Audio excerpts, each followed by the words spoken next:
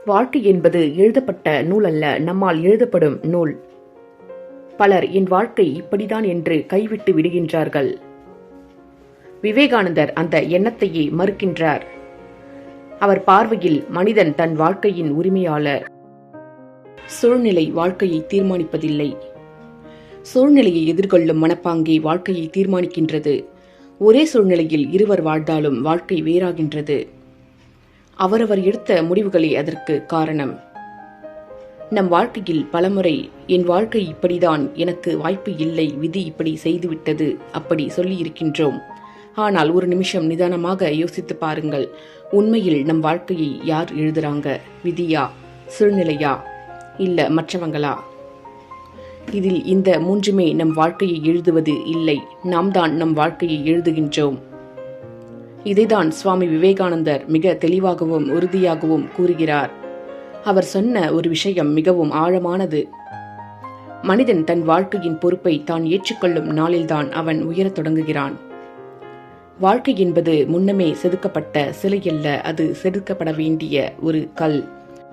அந்த கல் அழகிய உருவமாக மாறுமா அல்லது வடிவமின்றி இருக்குமா என்பது சிற்பியின் கரங்களை பொறுத்ததே. சிற்பி எந்த கல்லை பார்த்தும் இந்த கல் நல்லதில்லைன்னு சொல்ல மாட்டான். அதேபோல் மனிதனுக்கு கிடைக்கும் வாழ்க்கையும் ஒரு வாய்ப்பு மட்டுமே. அதை எவ்வாறு வடிவமைப்பது என்பது மனிதனின் சிந்தனையிலும் செயலிலும் தான் உள்ளது. சுவாமி விவேகானந்தர் மனிதனை பற்றி ஒரு அடிப்படை உண்மையை சொல்கிறார். மனிதன் பலவீனன் அல்ல. பலவீனம் என்பது மனிதனின் இயல்பு அல்ல, அது அவன் மனதில் உருவான ஒரு நம்பிக்கை. நம் பிரச்சனை என்னன்னா, நமக்குள்ள இருக்கிற சக்தியை நாமே நம்ப மாட்டோம். என்னால் முடியாது, நான் சாதாரண ஆள், எனக்கு அந்த திறமை இல்லை. இந்த வார்த்தைகள் தான் நம் வாழ்க்கையை நாமே சுருக்குகிற சங்கிலி. விவேகானந்தர் இதை ஏற்கவே இல்லை. அவர் சொன்னார், நீ பலவீனன் அல்ல, உன் சக்தியை மறந்து விட்டாய். ஒரு குழந்தை நடக்க ஆரம்பிக்கும் போது எத்தனை தடவை விழும்? ஆனால் விழுந்ததால் அது என்னால் நடக்க முடியாதுன்னு சொல்கிறதா? இல்ல. அப்படி என்றால் நாம் ஏன் வாழ்க்கையில் ஒரு 2 தோல்வி வந்ததும் நம்மையே விட்டு விடுகின்றோம்? மனிதன் தன்னுள் உறங்கும் சக்தியை உணராத போதுதான் தன்னை சிறியவன் என்று எண்ணுகிறான். ஆனால் அந்த சக்தியை உணர தொடங்கியவுடன் அவனுடைய வாழ்க்கை திசை மாறுகிறது. ஒரு மனிதன் உயர்வதற்கும் தாழ்வதற்கும் அவரவர் எண்ணங்களே காரணமாக இருக்கின்றன. இது ஒரு சாதாரண கருத்து அல்ல, விவேகானந்தர் வலியுறுத்திய அடிப்படை தத்துவம். விவேகானந்தர் சொன்னார், மனிதன் அவன் எண்ணங்களின் வடிவமே. அவன் எண்ணங்கள் அவனது சொற்களாக மாறுகின்றன, அந்த சொற்கள் அவனது செயல்களாக மாறுகின்றன, அந்த செயல்கள் அவனது வாழ்க்கையாக மாறுகின்றன. ஆகவே வாழ்க்கையை மாற்ற வேண்டும் என்றால் முதலில் எண்ணங்களை தூய்மைப்படுத்த வேண்டும். நம் வாழ்க்கை ஒரே நாளில் மாறிவிடாது. அவை மெதுவாக நாம் தினமும் நினைக்கின்ற எண்ணங்களால் வடிவம் எடுக்கின்றது. ஒரு எண்ணத்தை பிடி, அந்த எண்ணத்தில் வாழ், அந்த எண்ணத்தில் சாகும் வரை முயற்சி செய். பல எண்ணங்கள் குழப்பமான வாழ்க்கை, ஒரே தெளிவான எண்ணம் திசையுள்ள வாழ்க்கை. சிற்பி கல்லை உடைக்காமல் சிலை உருவாக்க முடியாது. அதுபோல வாழ்க்கையிலும் தோல்வி அவசியம். தோல்வி நம்மை அழிக்க வராது, அது நம்மை செதுக்க வருகின்றது. விவேகானந்தர் தோல்வியை வெறுக்கவில்லை, அவர் அதை அனுபவம் என்றார்.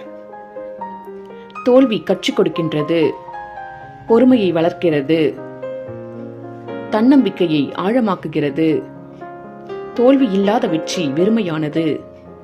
தோல்வி வந்தவுடன் விதியை சொல்கின்றோம், வெற்றி வந்தால் நம்மை சொல்கின்றோம். இது தவறான மனப்பாங்கு. விவேகானந்தர் விதியை மறுக்கவில்லை, ஆனால் அதற்கு அடிமையாகாதே என்றார். விதி என்பது கடந்த செயல்களின் விளைவு. இன்று செய்வது நாளைய விதி. பொறுப்பை ஏற்றுக்கொள்ளும் மனிதன் வளர்கிறான். பிறரை குற்றம் சொல்பவன் நிற்கிறான். வாழ்க்கையை செதுக்க பொறுப்பு அவசியம். பயம் மனிதனை நிறுத்துகிறது. பயம் இருக்கும்போது முயற்சி இல்லை. முயற்சி இல்லாத இடத்தில் மாற்றமில்லை.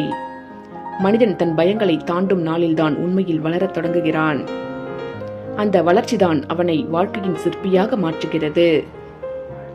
பிறர் என்ன சொல்வார்கள் என்ற பயத்தை விட்டுவிடு. துணிச்சலே ஆன்மீகத்தின் அடையாளம்.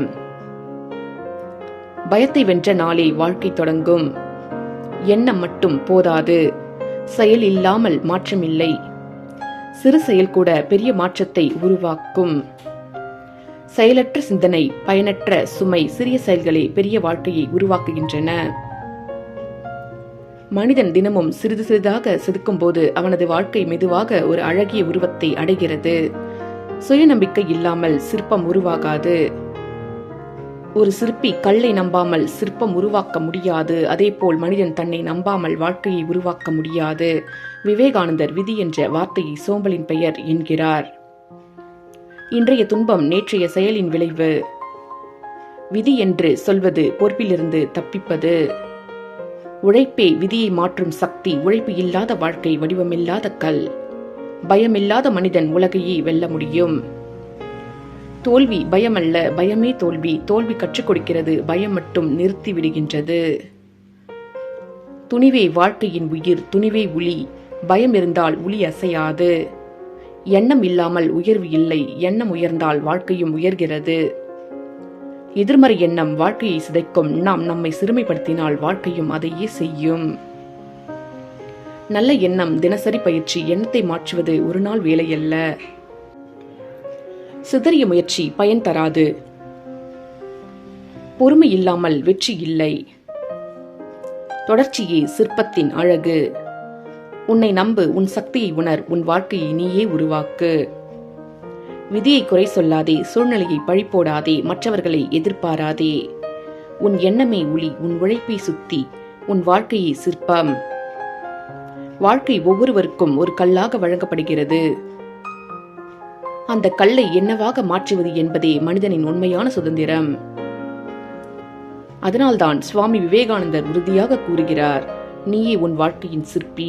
வாழ்க்கை என்பது நமக்கு கொடுக்கப்பட்ட ஒரு வாய்ப்பு. அந்த வாய்ப்பை எவ்வாறு பயன்படுத்துவது நம் கையில்தான் உள்ளது. முதலில் பிறருடன் ஒப்பிடுவதை நிறுத்துங்கள். தினமும் ஒரு தெளிவான இலக்குடன் நாள் தொடங்குங்கள். அந்த இலக்கு சிறியதாக இருந்தாலும் நிலையானதாக இருக்கட்டும்.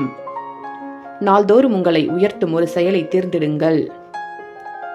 தேவையற்ற எண்ணங்களை மனதிலிருந்து நீக்க பழகுங்கள்.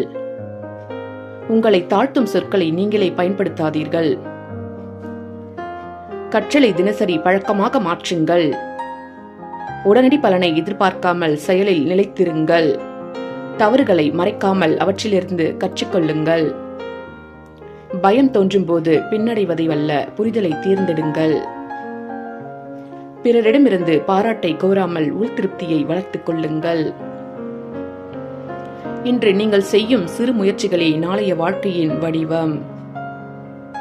ஆகவே நாளைக்காக காத்திருக்காமல் இன்றே உங்கள் வாழ்க்கையை செதுக்க தொடங்குங்கள். உங்கள் வாழ்க்கையை மற்றவர்கள் புரிந்து கொள்ள வேண்டும் என்று முயற்சிக்காதீர்கள். முதலில் நீங்கள் உங்களை புரிந்து கொள்ளுங்கள். உங்கள் திறன்களை அமைதியாக வளர்க்க நேரம் ஒதுக்குங்கள். வெளிப்படையான சாதனைகளை விட உள்ளார்ந்த முன்னேற்றத்தை மதியுங்கள். அவசர முடிவுகளை தவிர்த்து தெளிவான தீர்மானங்களை எடுங்கள். உங்கள் மனதிற்கு ஒழுங்கை ஏற்படுத்தும் பழக்கங்களை உருவாக்குங்கள்.